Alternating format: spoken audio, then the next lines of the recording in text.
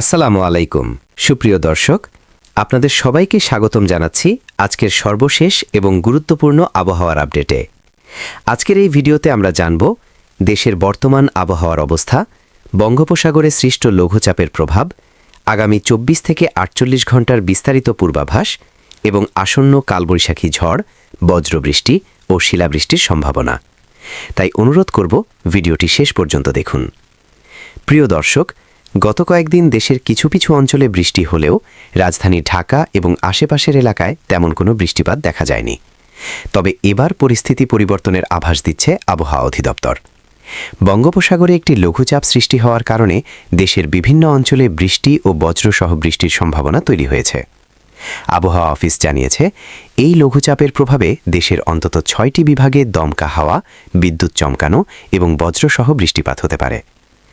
ঢাকা ও এর পার্শ্ববর্তী এলাকায় আকাশ অস্থায়ীভাবে আংশিক মেঘলা থেকে মেঘাচ্ছন্ন থাকতে পারে, ফলে যে কোনো সময় বজ্রসহ বৃষ্টি এবং দমকা হাওয়া বয়ে যেতে পারে। এছাড়াও দক্ষিণ বা দক্ষিণ পশ্চিম দিক থেকে ঘণ্টায় ১০ থেকে ১৫ কিলোমিটার বেগে বাতাস প্রবাহিত হতে পারে, যা মাঝে মাঝে দমকা বা ঝোড়ো হাওয়া হিসেবে ৪০ থেকে ৫০ কিলোমিটার পর্যন্ত বৃদ্ধি পেতে পারে। আজ ঢাকায় সর্বনিম্ন তাপমাত্রা রেকর্ড করা হয়েছে ২৩.৮ ডিগ্রি সেলসিয়াস এবং সকাল ৬টায় বাতাসের আর্দ্রতা ছিল প্রায় ৯০%। দিনের তাপমাত্রা সামান্য বৃদ্ধি পেয়ে ১ থেকে ২ ডিগ্রি পর্যন্ত বাড়তে পারে। এখন আসি সারা দেশের সামগ্রিক আবহাওয়ার চিত্রে। বর্তমানে লঘুচাপের বর্ধিতাংশ পশ্চিমবঙ্গ এবং তৎসংলগ্ন এলাকায় অবস্থান করছে। একই সাথে মৌসুমের স্বাভাবিক লঘুচাপ দক্ষিণ বঙ্গোপসাগরে সক্রিয় রয়েছে। এর প্রভাবে আজ ২৫শে মার্চ বুধবার সন্ধ্যা পর্যন্ত রাজশাহী, রংপুর, ঢাকা, ময়মনসিংহ, চট্টগ্রাম এবং সিলেট বিভাগের কিছু কিছু এলাকায় অস্থায়ীভাবে দমকা হাওয়া এবং বজ্রসহ বৃষ্টিপাত হতে পারে। এখন চলুন সরাসরি স্যাটেলাইট চিত্র অনুযায়ী আপডেট দেখি। এই মুহূর্তে রংপুর বিভাগের কিছু এলাকায় মেঘমালা সক্রিয় রয়েছে। বিশেষ করে কুড়িগ্রাম, পঞ্চগড়, ঠাকুরগাঁও, গাইবান্ধা এবং আশেপাশের এলাকায় যে কোনো সময় বৃষ্টি অথবা বজ্রসহ বৃষ্টিপাত শুরু হতে পারে। এছাড়াও রাজশাহী বিভাগের কিছু এলাকা যেমন সিরাজগঞ্জ, পাবনা, চুয়াডাঙ্গা, মেহেরপুরেও বিচ্ছিন্নভাবে বৃষ্টির সম্ভাবনা রয়েছে। ঢাকা, গাজীপুর, কিশোরগঞ্জ, ফরিদপুর, মাদারীপুর অঞ্চলে আকাশ আংশিক মেঘলা থেকে মেঘাচ্ছন্ন থাকতে পারে। এখানে বৃষ্টির সম্ভাবনা তুলনামূলক কম হলেও একেবারে উড়িয়ে দেওয়া যাচ্ছে না। একই সাথে ময়মনসিংহ, জামালপুর, শেরপুর, নেত্রকোনা এবং সিলেট বিভাগের কিছু এলাকায় রাতের মধ্যে হালকা থেকে মাঝারি বৃষ্টিপাত হতে পারে।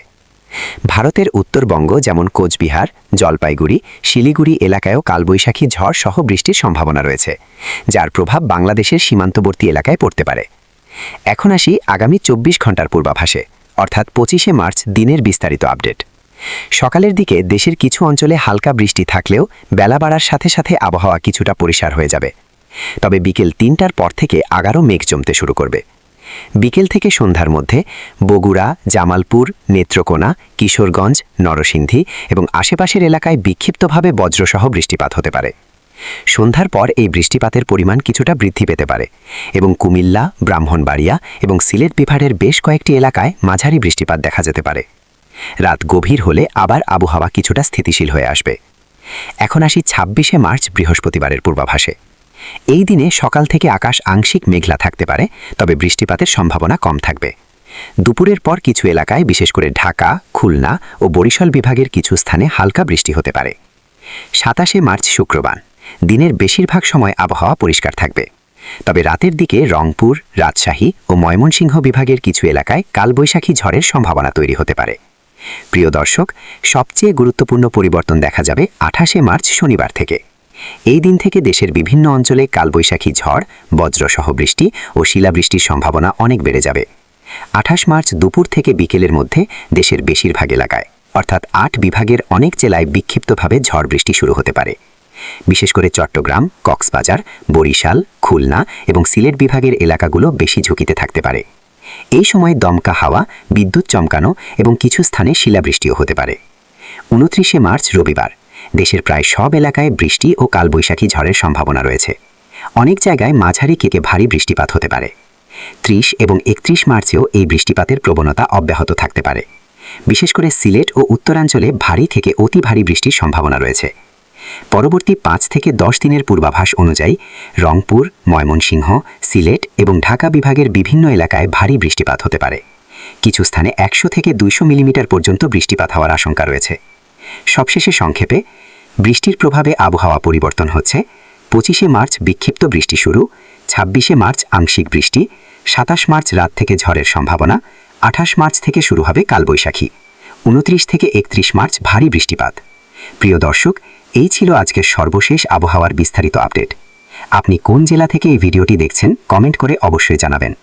প্রতিদিনের সঠিক ও দ্রুত আবহাওয়ার খবর পেতে আমাদের চ্যানেলটি সাবস্ক্রাইব করুন এবং বেল আইকনটি অন করে রাখুন। আজকের মতো এখানেই বিদায় নিচ্ছি। সবাই ভালো থাকুন, সুস্থ থাকুন। আল্লাহ হাফেজ।